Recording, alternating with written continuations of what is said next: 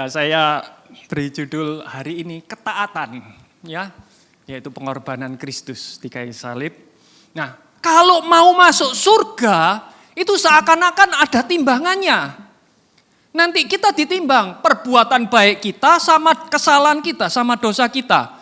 Kita usahakan supaya dosa kita itu lebih ringan dan perbuatan baik kita, pahala kita itu lebih berat.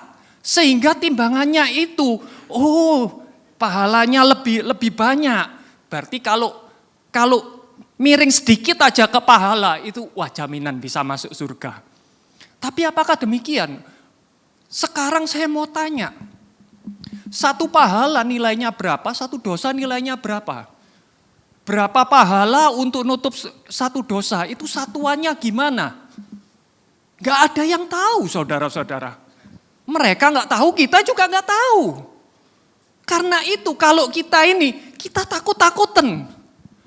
Karena itu kita harus ditakut-takuti, jangan makan itu, jangan minum itu, jangan pakai baju itu, jangan melakukan ini, jangan melakukan itu. Akhirnya kita mau apa-apa takut, mikir dulu, betul ya? Dan akhirnya kita gak ada jaminan kita ini akan masuk surga apa enggak. Kalau itu berdasarkan ketaatan kita, kalau itu berdasarkan perbuatan kita, berdasarkan kemampuan kita, enggak akan. Bahkan mereka juga enggak yakin apakah mereka bisa masuk surga. Karena itu mari kita hari ini belajar dari sebuah cerita di Alkitab. Kita belajar dari seorang bapak-bapak ini. Anda tahu siapa ini? Ya, Musa. Kenapa saya pilih Musa? Sebab Musa adalah perwakilan dari hukum Taurat. Ya ini yang hukum yang selalu kita pegang, ya toh. Apa-apa semua bukan cuma kita, mereka juga hukum Musa, hukum Taurat, enggak boleh gini, enggak boleh gitu, ya toh. Nah, sekarang saya mau tanya, apakah jaminan kalau Anda melakukan semua itu Anda pasti selamat? Anda pasti masuk surga? Kita belajar dari Musa. Musa ini dipilih Tuhan dan Musa ini berusaha semua yang diperintahkan Tuhan itu sama Musa selalu dilakukan semua, ya. Ini contoh-contohnya. Anda nanti bisa baca sendiri di Alkitab. Ya ini ada beberapa. Musa melakukan sesuai dengan segala yang telah Yehova perintahkan. Jadi semua yang diperintahkan Yehova sama Musa dilakukan. Musa menghitung semua anak sulung di antara Bani Israel seperti yang telah diperintahkan Yehova kepada Musa. Ya, terus apa lagi? Lihat Musa disuruh pukul gunung batu, ya toh, supaya airnya keluar. Sama Musa dilakukan. Bukan cuma melakukan semuanya itu, bahkan dikatakan Musa ini adalah sahabatnya Tuhan, sahabatnya Yehova. Kalau yang lain, orang lain itu ketemu Yehova itu tidak bisa, mereka harus mukanya itu sujud sampai rata dengan tanah. Tapi kalau Musa beda, dikatakan Yehova berfirman kepada Musa, muka dengan muka kayak kita ini, kayak saudara. Bahkan dikatakan seperti ketika seseorang berbicara kepada temannya. Jadi Musa ini sahabat karibnya Tuhan. Kalau ngomong hadap-hadapan langsung, ya toh. Tapi apakah jaminan Musa melakukan semua itu, Musa masuk ke tanah perjanjian? Tidak. Dikatakan berfirmanlah Yehova kepadanya, inilah negeri yang aku janjikan. Ingat sampai hari ini orang Israel tidak pernah ngomong tanah Israel itu tanah suci, ya. Selalu dikatakan tanah perjanjian. Karena kalau tanah suci itu seakan-akan gak bisa dimasuki. Tapi ini adalah tanah yang sudah dijanjikan kepada nenek moyangnya, dari nenek moyangnya.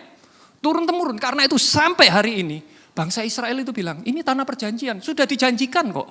Tuhan sendiri yang janji. Inilah negeri yang aku janjikan dengan sumpah kepada Abraham, Ishak dan Yakub.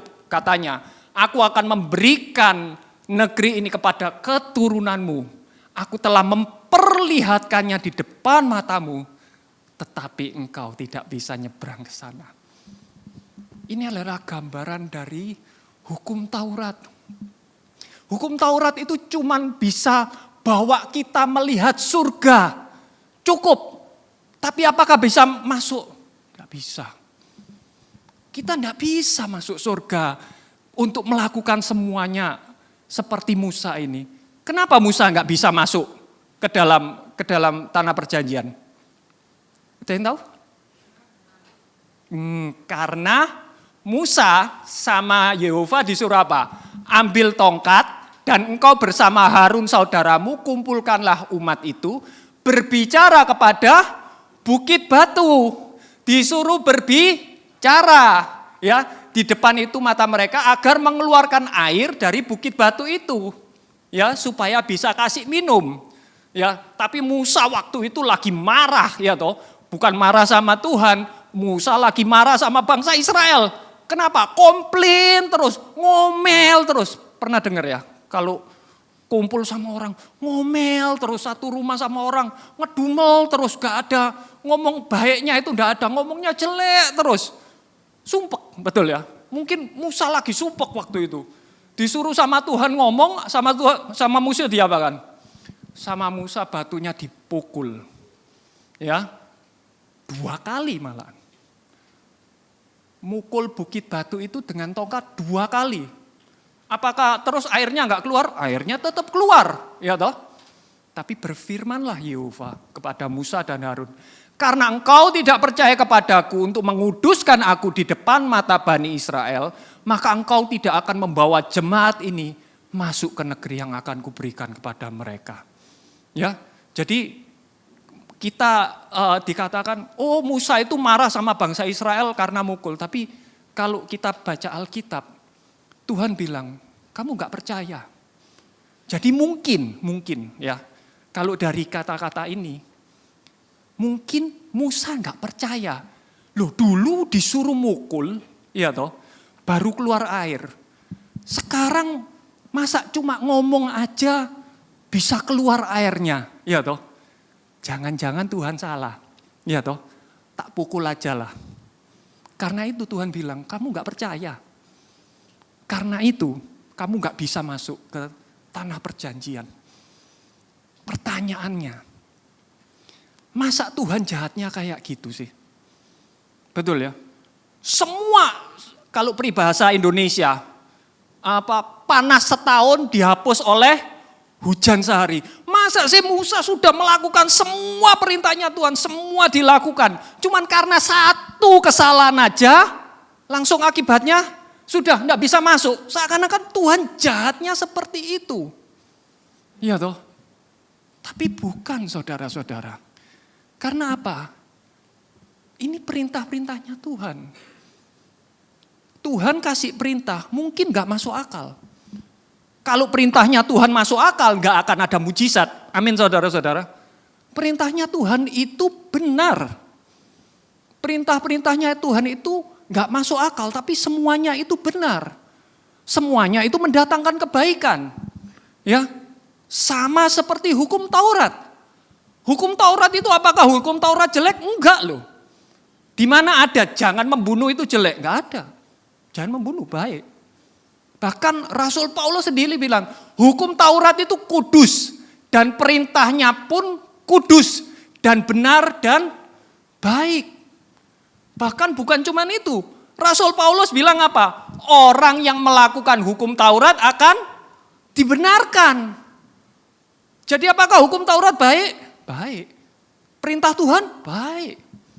Yang jadi masalah, ya toh, selama kita masih dalam daging, kehendak untuk berbuat baik memang ada, tetapi kemampuan untuk mengerjakannya gak ada. Masalahnya itu di situ. Masalahnya bukan di perintah, masalahnya bukan di hukumnya, masalahnya itu di manusianya, di dagingnya. Loh, daging kita ini sudah dikuasai oleh dosa. Jadi gak bisa melakukan. Dan masalahnya gagal satu bagian bersalah terhadap semuanya. Karena itu Musa gagal sekali, ya, dianggap gagal semua. Ini hukum Taurat. Karena itu hukum Taurat tidak bisa membawa kita kepada kebenaran.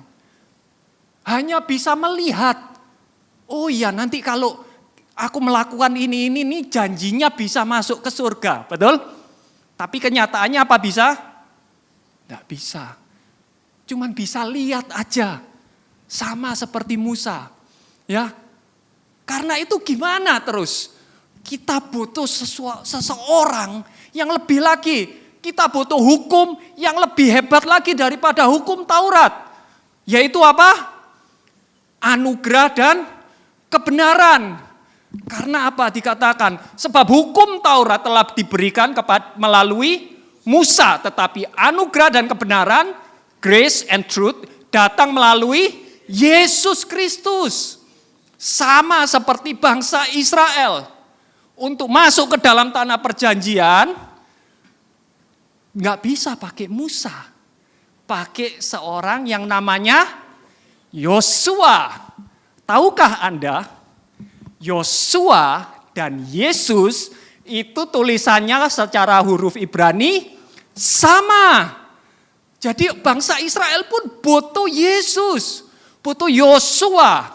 Dikatakan setelah kematian Musa, hamba Yehova, berfirmanlah Yehova kepada Yosua anak Nun.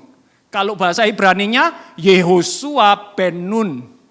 Pelayan Musa itu dan berkata, Musa hambaku telah mati. Sekarang bangkitlah engkau dan seluruh umat ini. Seberangilah sungai Yordan ini ke negeri yang kuberikan kepada mereka.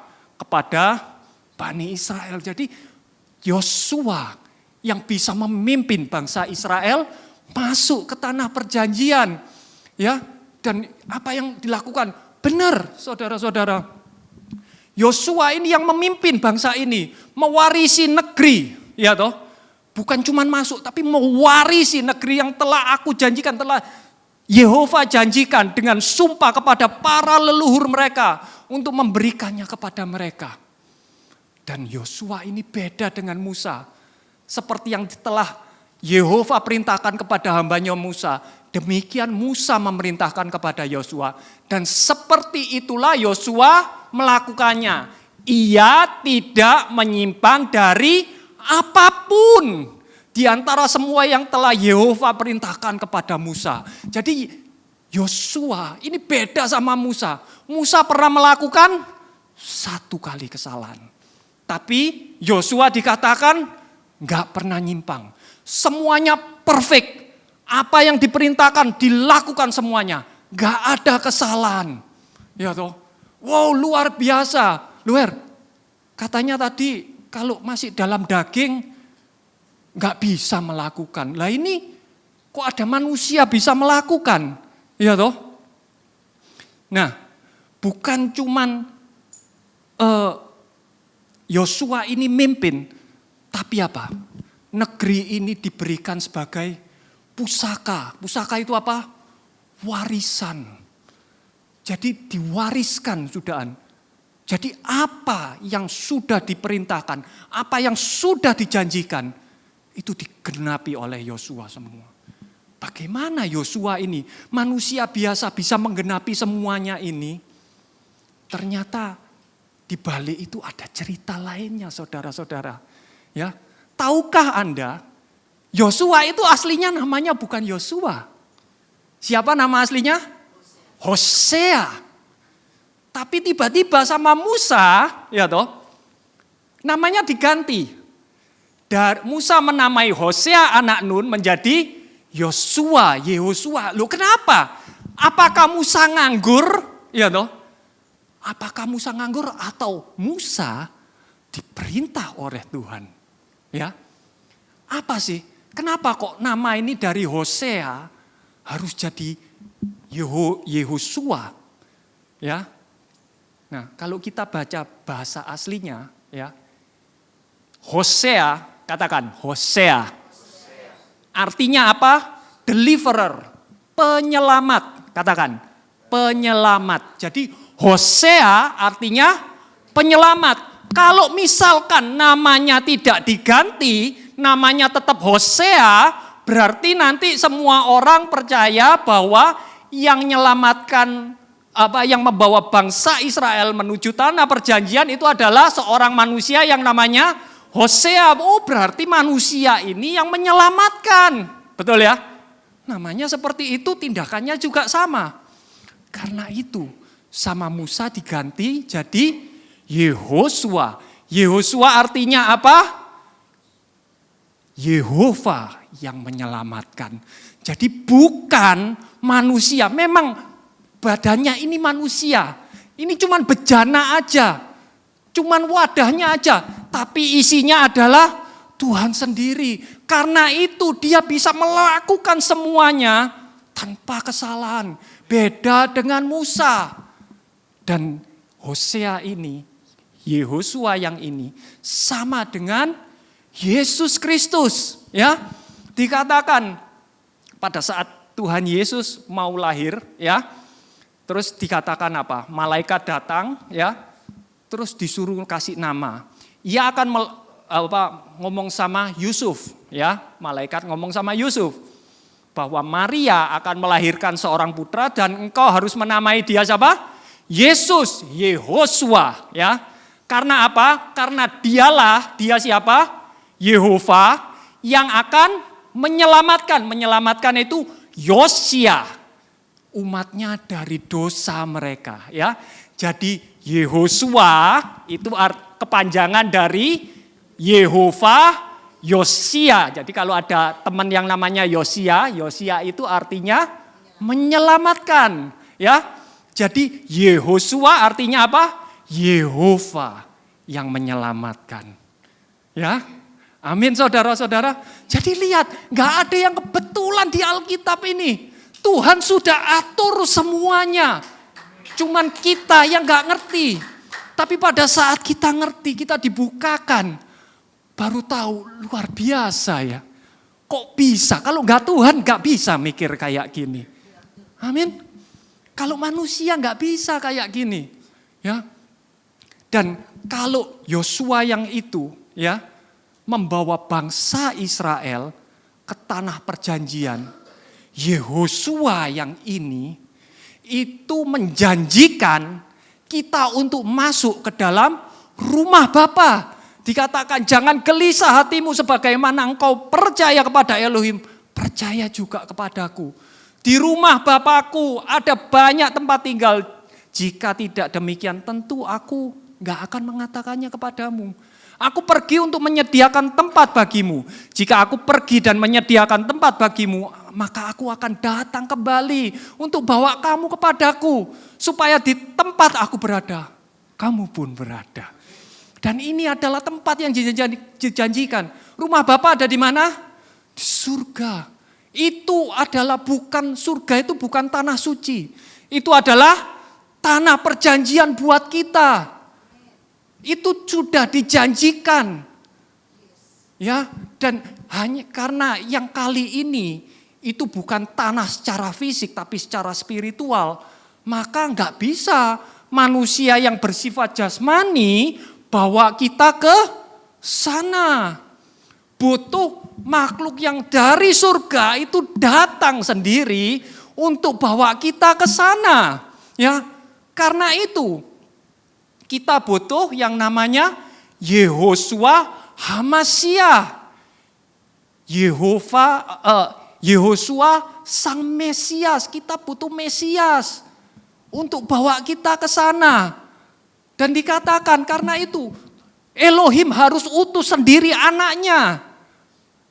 Namun ketika waktunya telah genap, berarti waktunya itu sudah dirancang, sudah diatur. Ini rencananya Tuhan, bukan tiba-tiba Tuhan, oh iya ya, enaknya manusia ini diselamatkan. Tuhan Yesus kamu turun. Enggak, waktunya sudah genap. Bapa sudah merancangkan semuanya ini. Seluruh isi Alkitab adalah tentang Yesus. Karena ini sudah di ketetapan Tuhan, sudah rencananya Tuhan. Elohim mengutus putranya yang dilahirkan dari seorang wanita. Jadi ini Tuhan inkarnasi menjadi manusia. Kita ini tidak menyembah manusia yang jadi Tuhan. kita ini menyembah Tuhan yang berinkarnasi jadi manusia, ya. Dan dilahirkan di bawah hukum Taurat supaya dia dapat menebus mereka yang berada di bawah hukum Taurat sehingga kita dapat diangkat menjadi anak. Nah ini loh, kita nggak bisa, hukum Taurat itu nggak bisa bawa kita ke surga. Harus Tuhan sendiri, harus anaknya sendiri yang datang untuk bawa kita ke sana, ya. Dan waktu datang, ini nggak enak Tuhan, saudara-saudara. Tuhan Yesus itu walaupun dia itu Tuhan, dia itu Elohim, tapi dia itu jadi manusia, bukan cuman manusia biasa, ya. Dia itu mengosongkan dirinya, mengambil wujud seorang hamba. Dia nggak datang jadi raja, saudara-saudara. Walaupun dia adalah raja, tapi dia datang sebagai hamba. Siapa di sini yang enak-enak anaknya raja sama papanya disuruh, hei kamu jadi hamba, kamu pergi ke negara lain, kamu jadi hamba. Ada yang mau? Saya jamin gak ada yang mau. Ya, agar menjadi serupa dengan manusia, ketika berada dalam rupa manusia, dia merendahkan diri dan menjadi taat sampai mati. Jadi inilah ketaatan Kristus, ketaatan Tuhan. Kalau ketaatan manusia nggak bisa, saudara-saudara. Harus ketaatannya Tuhan. Ya, dan Tuhan Yesus walaupun dia raja, ya toh, karena dia taat, dia tetap jadi hamba. Kalau dia mau jadi raja bisa saudara-saudara.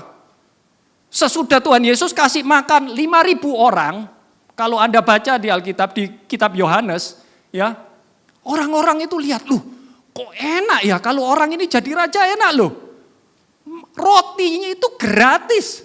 Mau makan seberapa pun bisa. Dan dikatakan rotinya enak, saudara-saudara. Karena itu Tuhan Yesus dipaksa jadi raja. Kalau dia mau jadi raja, berarti dia tidak taat kepada Bapa. Tuhan Yesus nggak mau. Kalau mau bisa. Karena itu apa? Mau dijadikan raja malah Tuhan Yesus menyingkir. Supaya apa? Supaya nggak dijadikan raja. Tapi dia tetap seorang raja. Karena itu, ya, ingat ya, walaupun dia ini bukan secara jasmani, bukan raja, tapi Tuhan Yesus tahu identitasnya. Dia itu raja, ya. Karena itu, minggu ini kan kita memperingati Minggu Palem. Minggu Palem itu apa? Memperingati Tuhan Yesus masuk ke Yerusalem, di mana Tuhan Yesus dielulukan, ya. Tuhan Yesus naik menunggangi keledai, ya toh. Terus orang-orang ini menghamparkan jubahnya, ya, dijadikan karpet. Dulu nggak ada karpet kayak gini, saudara. Ya, jubah itu dijadikan karpet. Terus melambaikan daun palem, ya. Terus habis itu mereka nggak suka itu. Dengan sukacita mereka teriak-teriak apa?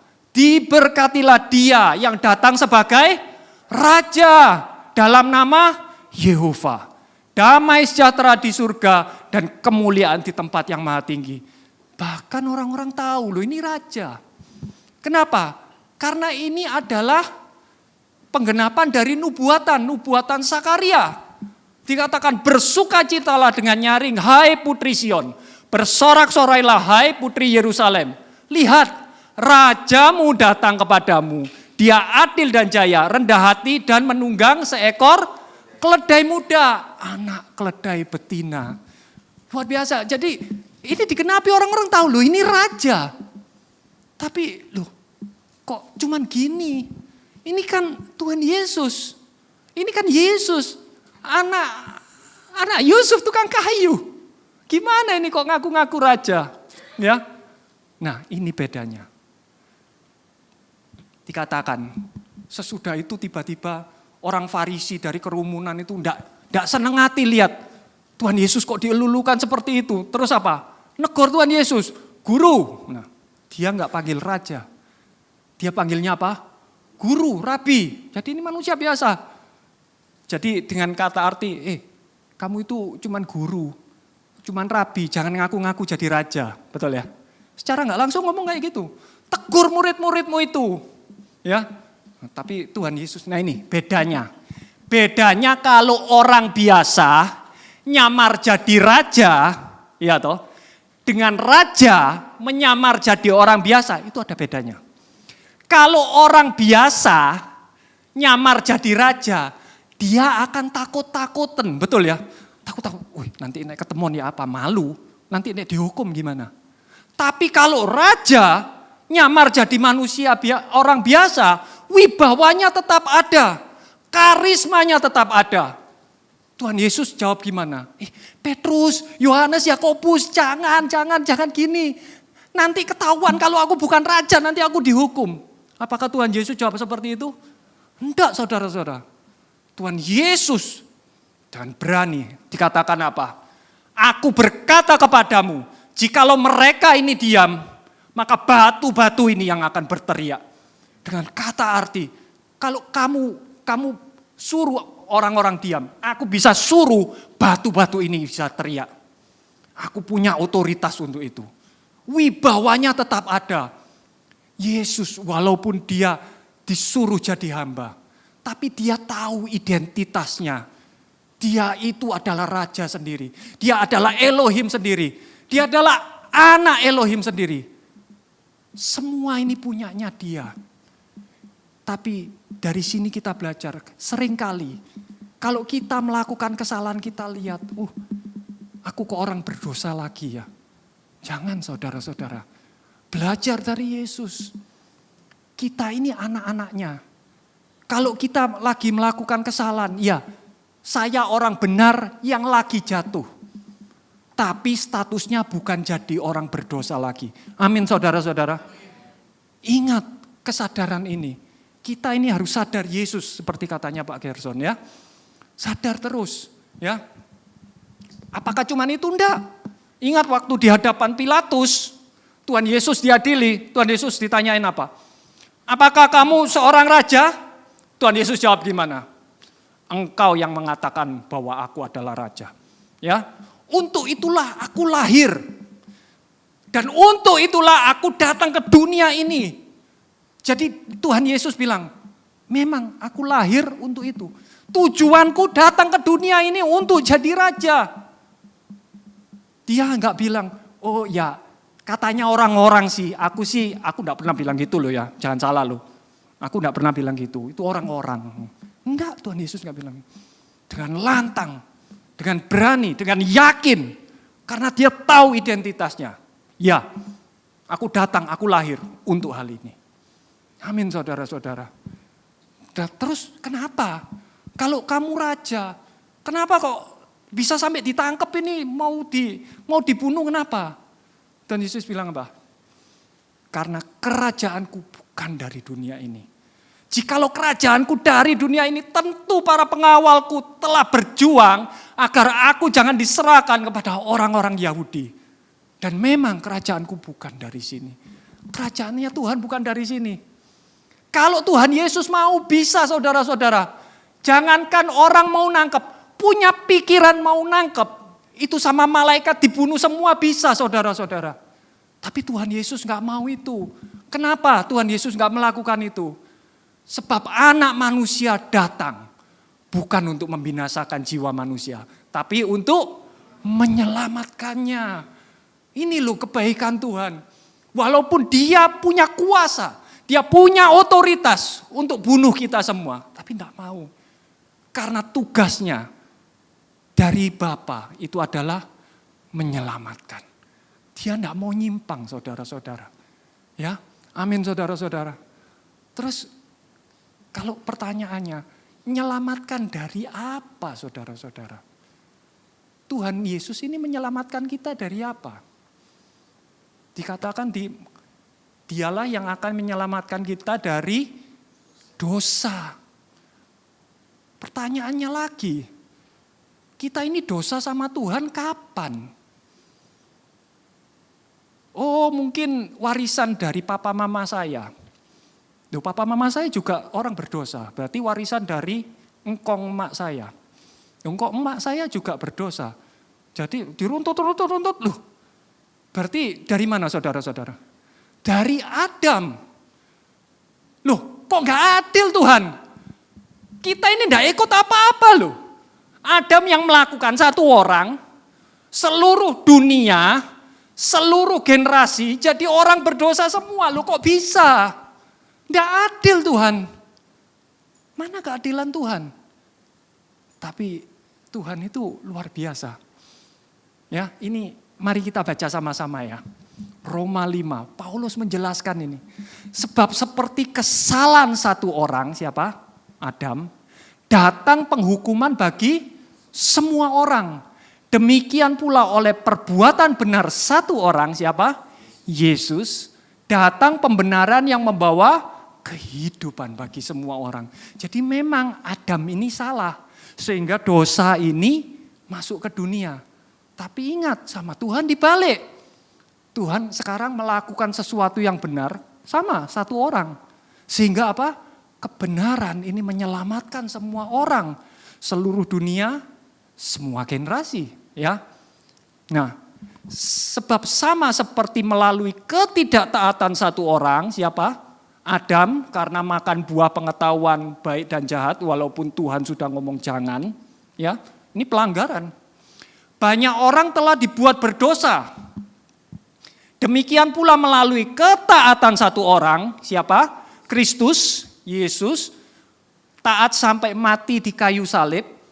Banyak orang akan dibuat menjadi benar, ya. Nah, jadi sama. Kalau gara-gara Adam satu orang, dosa ini karena ketidaktaatan Adam, dosa ini jadi seluruh dunia jadi berdosa semua generasi. Sekarang boleh dong karena satu orang juga Kristus, Yesus, berbuat baik, berbuat benar, taat. Akhirnya apa? Semua orang yang percaya kepadanya dibenarkan. Loh, apakah boleh kayak gitu? Ya toh? Berat mana? Mari kita baca ayat yang lain. Manusia pertama siapa? Adam berasal dari bumi, yaitu dari debu tanah. Manusia kedua siapa? Yesus berasal dari surga yang adalah Tuhan. Jadi besar mana? Besar Tuhan, besar Yesus. Adam gak ada apa-apanya. Jadi kalau perbuatan Adam yang manusia debu aja, kecil aja, itu efeknya seluruh dunia ini bisa jadi berdosa semua. Apalagi efeknya Tuhan sendiri yang dari surga. Pasti efeknya lebih besar dari Adam ini. Dia bisa membenarkan semua orang yang di dalam dia, yang percaya kepada dia. Ini loh. Dan ini yang hukum Taurat gak bisa lakukan. Ini hukum Taurat gak bisa lakukan saudara-saudara. Ya toh? Karena itu yang bisa lakukan siapa? Hanya Tuhan. Hanya Elohim sendiri. Sebab apa yang tidak dapat dilakukan hukum Taurat karena kelemahan tubuh manusia, sudah dilakukan Elohim dengan mengutus putranya dalam keserupaan tubuh manusia berdosa. Dan karena dosa, dia menghukum dosa dalam tubuh manusia itu. Ini loh, hukum Taurat itu gak bisa menghukum dosa. Bahkan dikatakan apa? Justru karena hukum Taurat, manusia mengenal dosa. Ini loh, jadi perbandingannya ini hukum Taurat dan grace itu jomplang jauh saudara-saudara. Musa dan Yehosua itu gak bisa disamakan. Jaraknya terlalu jauh. Adam dan Tuhan Yesus gak bisa disamakan. Satu dari debu di bumi, yang satu dari surga, pemilik alam semesta ini. Gak bisa gitu. Karena itu Anda jangan fokus sama ketaatan kita. Fokus kepada ketaatan Kristus. Dia yang sudah melakukan semuanya untuk kita. Ya, dan di dalam dia, kita ini jadi kebenaran Elohim. Jadi waktu Tuhan Yesus disalib, dikatakan Elohim telah membuat Kristus yang tidak mengenal dosa. Jadi Kristus ini enggak ada dosanya sama sekali. Dibuat menjadi dosa, bukan dibuat melakukan dosa. Beda ya. Jadi dosa itu benar-benar dimasukkan dalam tubuhnya Kristus. Supaya di dalam dia, nah ini pertukarannya. Di dalam dia menjadi kebenaran Elohim. Ingat, kata kuncinya di dalam. Bukan semua. Keselamatan, kebenaran itu disediakan untuk seluruh dunia. Tapi yang dibenarkan, yang diselamatkan hanya yang ada di dalam Kristus. Enggak untuk semua. Ya. Oh maaf, untuk semua, tapi enggak semua selamat. Yang di dalam saja. Ya.